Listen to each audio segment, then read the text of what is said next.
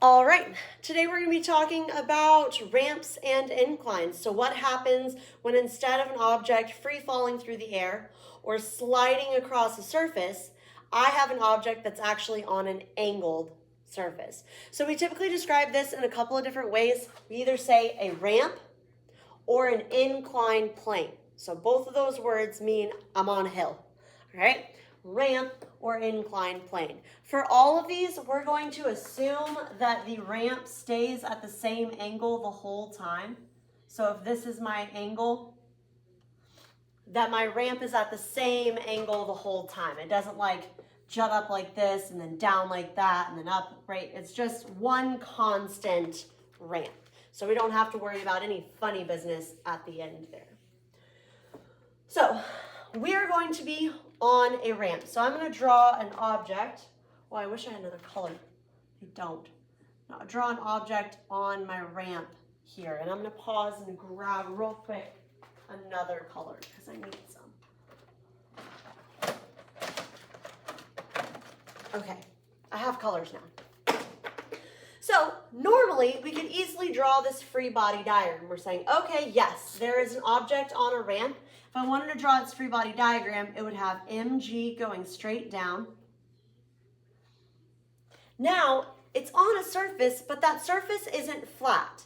So normally we say Fn is going straight up because it's always perpendicular to the surface that it's resting on.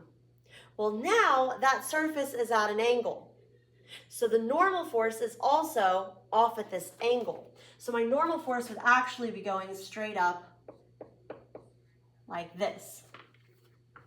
If I were to have friction on my ramp, it would either be going up or down the ramp depending on, friction is always parallel to the ramp, so it would probably look something like this. Again, the friction is dependent on which way I'm sliding up the ramp, right? Friction opposes motion, so if I'm sliding up the ramp, then my friction would be going down. If I'm sliding down the ramp, my friction would be going up the ramp. So that's dependent. In this case, I'm assuming that the object is either on the ramp, not moving, or it's sliding down. But this is what our free body diagram would look like. And it's a little bit of an issue because then if I say, what direction is this object accelerating? Well, it's not flying off the ramp and it's not falling through the ramp. It's resting on the ramp and it's sliding, let's say in this case, down. So it would be accelerating down the ramp. So that makes my life a little bit tricky. If I draw the free body diagram, I would have mg where it always is, no issue. Then I would have Fn up here, and I would have Ff up here. And I would be looking for this acceleration that's going this way. I would need to know what is the F net in this direction. And that would be hard. I would have to calculate it in the x direction and then the y direction, and then I'd have to combine them, and that's a lot of work. So a trick that we use in physics class is this. We want our coordinate system to work for us, not against us. So the rule that we always follow is that we choose a coordinate system so acceleration is in an x or y direction. We don't want this funny business, where right now, if I draw my free body diagram using our normal coordinate system, I have acceleration going both in the x and y direction. It's going down and to the left. That's problematic. That's going to make my calculations super difficult. So instead, we're going to use this little cheat. We're going to say, why don't we just choose a coordinate system that make our lives better, that aligns with our acceleration? So instead of having something that looks like this and keeping our coordinate system normal, x and y, what if we shift it? So instead, we are going to now think of our coordinate system with the ramp as our x, and that makes this line our y. So we are rewriting our free body diagram based on this new coordinate system where up and down the ramp are horizontal. Ooh. Up and down the ramp are horizontal. That's the new thing that we're doing. We're using this logic to say, I'm going to make a new coordinate system where up and down the ramp is my x direction, and up and down, well, the direction of normal force and down through the ramp would be the y direction. All right, so let's think about the free body diagram now.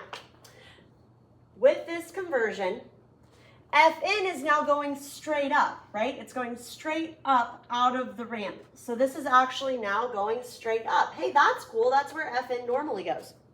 That's helpful. Ff in our case here is going up the ramp. Up the ramp, since my ramp is drawn this direction, that would be to the right. Up the ramp is to the right in this case. Ramps can be drawn that direction or this direction. And that just might change where you put forces on your free body diagram, whether they're going left or right. But you'll see those different examples and you'll write out FBDs in both scenarios. So don't worry about it. So the nice thing about switching our coordinate plane is that now these two forces are in the x and y directions. That's awesome. I don't have to go worry about them. The sad part is MG is decidedly not. MG is not in the y or the x direction. In fact, it has components of both. So what I'm going to do over on this graph, this ramp over here, is we're going to talk about how I split MG up. Okay? Now let's be real for a second. I'm going to write out what this is on the free body diagram directly behind me, and you're just going to memorize it. That's probably what's going to happen. I'm going to show you how to draw it out, how to use trig to get it, but let's be clear, you're probably just going to memorize, okay? So if I have an object on my ramp here, this is my new x direction up and down the ramp. This is my new y direction through the ramp. And MG is still going straight down. Now here's the issue. A lot of students will draw this immediately and they'll be like, I've got it. MG's right here, so this component's this and this. Oh, wait a second. Because what they don't realize is when you do that, the x and y components don't work out. I need MG here in red to be my hypotenuse. So the first thing that students do is they try and draw this triangle. They're like, I can do it, Miss Limer, I can do it all by myself. And they draw it and they draw MG straight down and they're like, yes, I have it. But you don't, because in that case, MG would be a side and not the hypotenuse. And that doesn't work. That's not what we're trying to do. We are splitting MG as a force, so it must be our hypotenuse. So I need to draw a right triangle where it is my hypotenuse. So I'm going to draw a right triangle like this.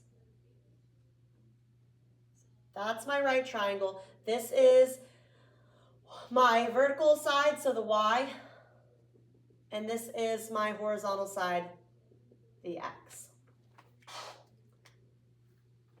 This triangle that I've drawn, it's really, really tiny, I know. You might have to zoom in. I'll draw it again, but this is, I was trying to draw it super big and then it ends up super small.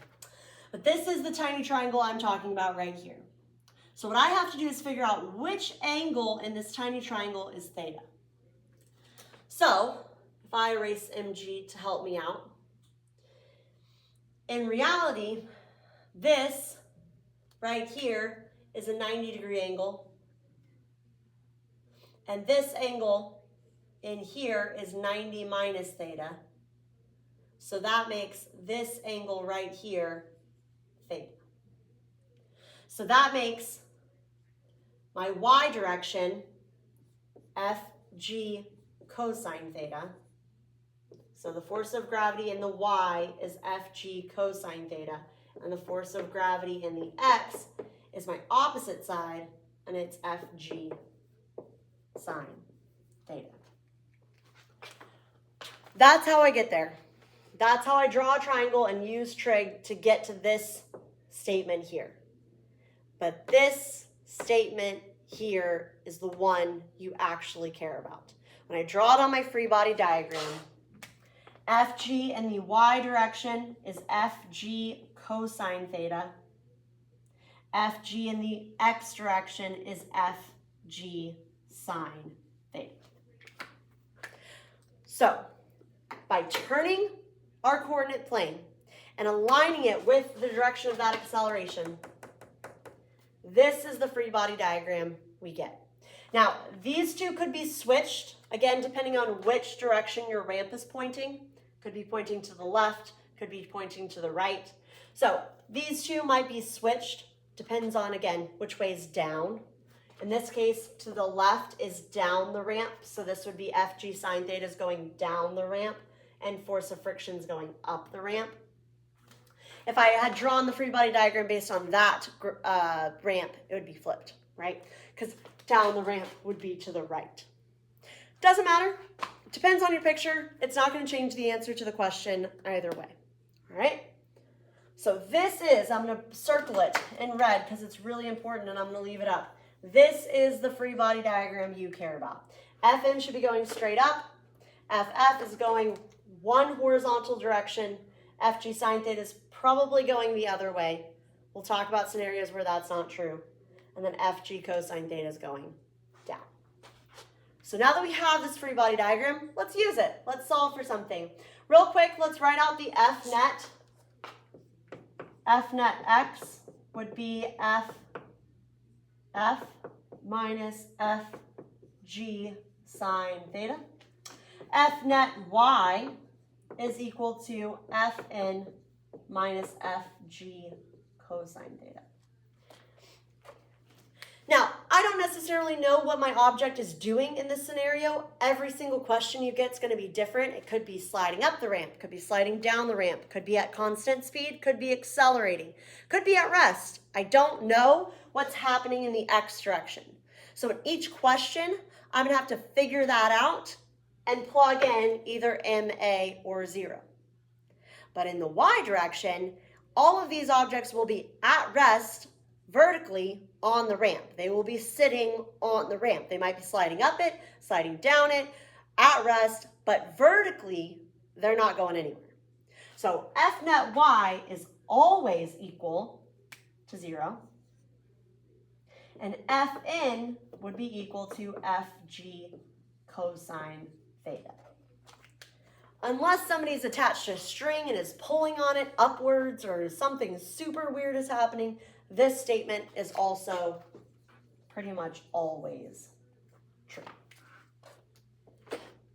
Okay, so again, to summarize, we're going to do an example next, but to summarize, on a ramp, to solve this issue of acceleration not being horizontal or vertical traditionally, we rotated our coordinate system. Instead of being like this, up and down, left and right, we rotated it to match the ramp.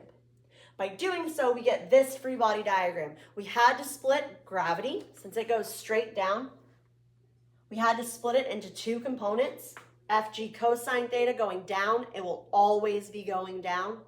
And Fg sine theta going down the ramp, whichever direction down the ramp is. Could be left or right. All right, let's try an example.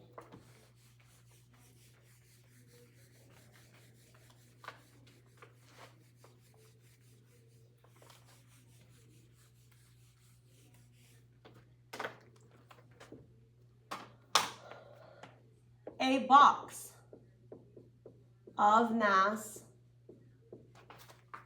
10 kilograms is sliding down a frictionless ramp. If the angle of the ramp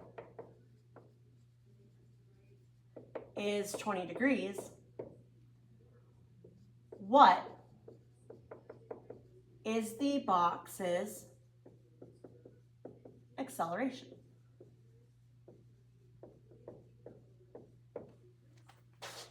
So, a box of mass 10 kilograms is sliding down a frictionless ramp. If the angle of the ramp is 20 degrees, what is the box's acceleration? So just like I have for every force question, I'm going to do the exact same thing. I'm going to draw my free body diagram.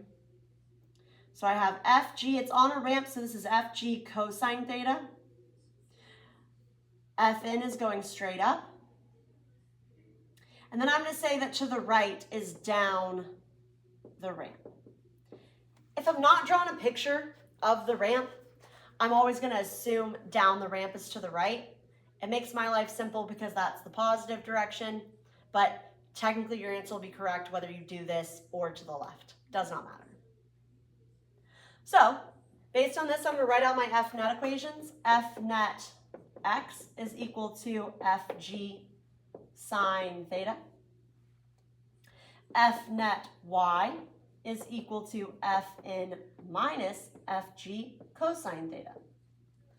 Again, these two I memorized from Ms. Limer's video on ramps and inclines. I didn't have to guess, I didn't have to draw a picture, I didn't have to draw trig information that's over there. I knew them because I memorized them. That's the strategy, okay? I always know that F net y is equal to 0 because it's sliding down a ramp. It's not levitating into the air or breaking through the ramp and going down. So I know Fn is equal to Fg cosine theta. In case I need it. Maybe I do, maybe I don't, but I like to remind myself of it every question. So, I'm being asked for acceleration, and I was given mass and an angle. Let's see what we can do. So, if I want to know the acceleration, I know it's not accelerating in the vertical direction, so I must be using the F net x equation. If it's accelerating, I'm setting F net x equal to ma, exactly. So, ma is equal to Fg is equal to what? Mg, that's right. Mg sine theta. Hey, look at that. The masses cancel out. So acceleration is just g sine theta.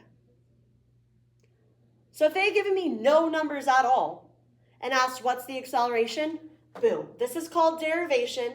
I derived an answer without any numbers.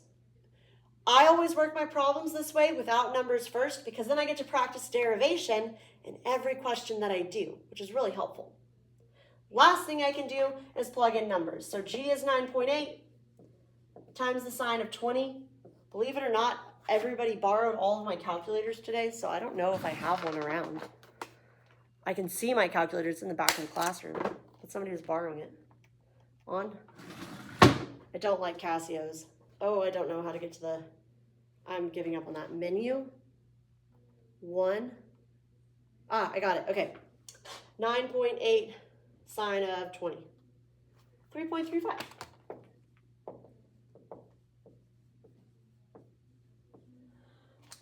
That makes sense. I'm sliding down a ramp that's frictionless, so I don't get to use all of gravity to pull me down at 9.8 meters per second squared, but I do get a little bit of gravity to pull me down at 3.35. All right, let's do another example.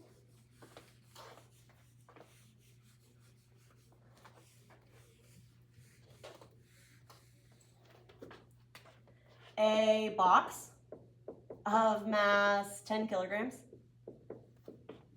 is sliding up a rough ramp of incline 30 degrees. What is the acceleration of the box?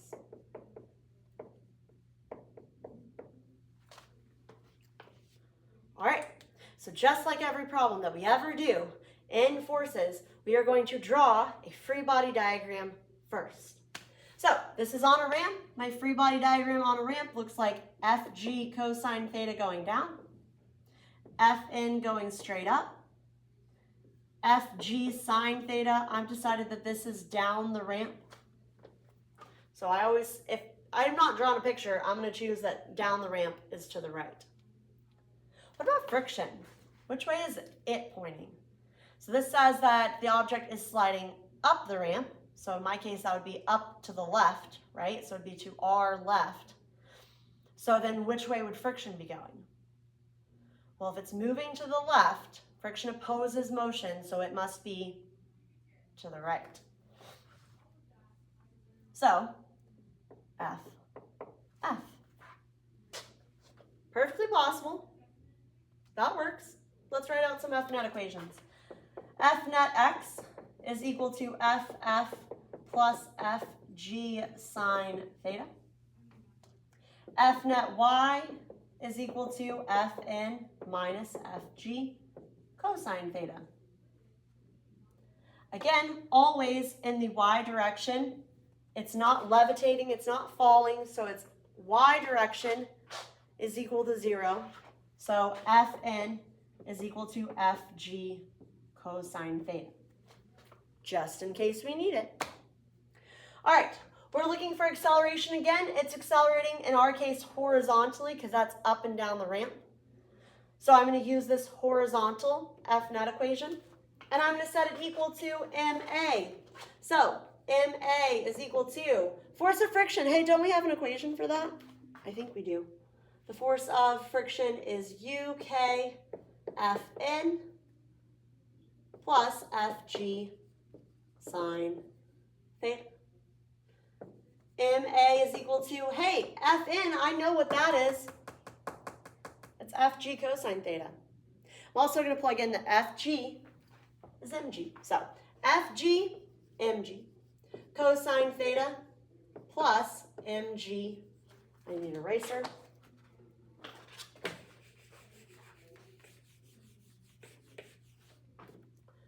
sine theta.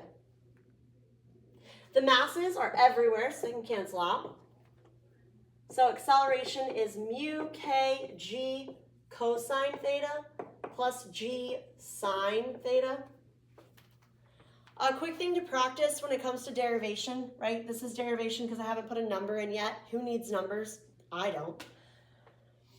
One thing that you'll often see if this is a multiple choice question on a test is they take the g and they factor it out. So since both have a g, they put the g on the outside, and this might be the answer choice. These two are the exact same. They're both correct. Doesn't matter which one you write, but you might find that the AP style answers often factor that g out. Turns out we're missing something in the question. A rough ramp with a UK of 0.5. There we go. So acceleration is equal to 9.8 times 0.5 cosine 30 plus sine of 30. So I can calculate that with not my favorite calculator. 9.8,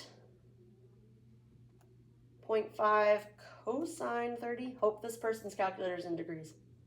Plus sine of 30.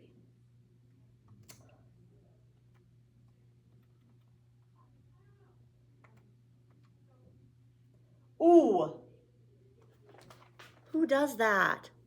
That's ugly. Don't ever leave an answer in my class in that particular thing. I don't know how to get that. I hate Casios. Okay, get a number. We're done. I hate Casios. I'll go get mine after this video. All right. One last question, one last example. I want to show you something really cool. So we did a friction lab, and in that friction lab, we talked about the fact that mass wasn't actually related to the coefficient of static friction on a ramp. So the question is, what is related to the coefficient of static friction on a ramp? Let's do an example and find out. What is the coefficient of static friction on a ramp with, that's not how I spell with, with a box at rest that starts to slide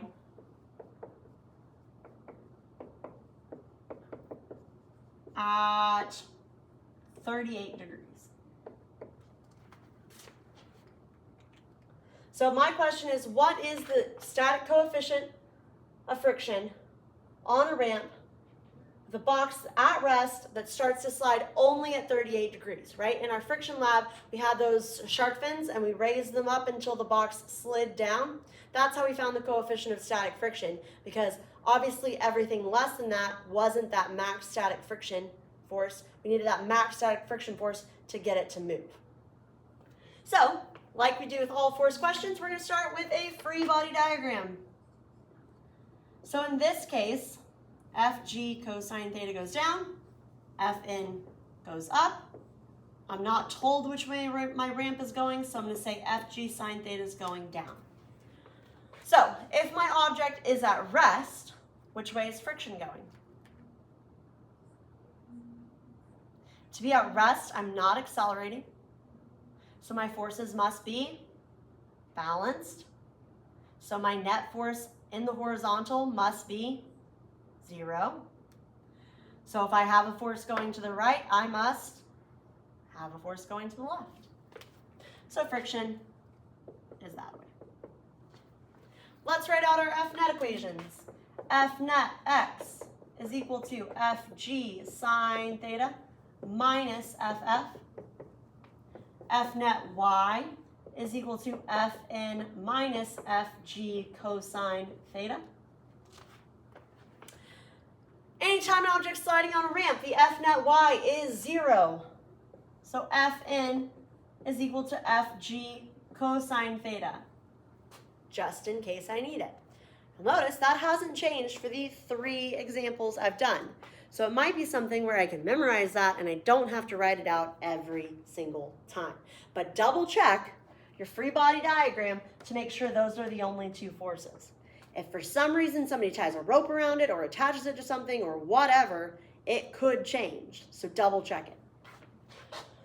All right, this is where we're at now. So I'm solving my x direction. I am not accelerating. This is right as I start to slide, so I'm setting it equal to 0. So Fg sine theta minus Ff.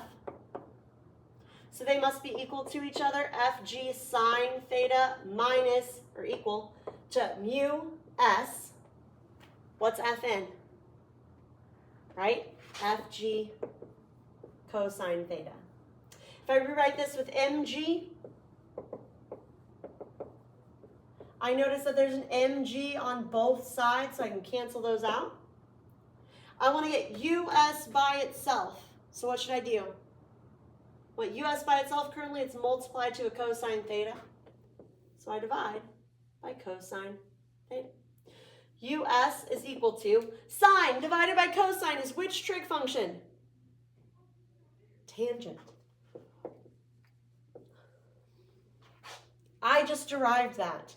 The coefficient of static friction is not related to mass at all. It cancels out completely. Instead, it's only related to the tangent of the angle needed to get that object to slide. It's really related to what those 2 surfaces is. So if it was the wood and wood box, you probably need a higher angle because the coefficient of static friction is higher. But I can find the coefficient of static friction using just the angle I needed to get the object to slide.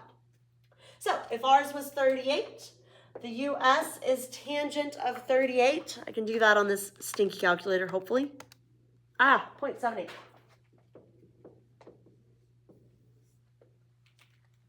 All right, we're going to see more ramp and incline questions in class. If you have any questions, come see me.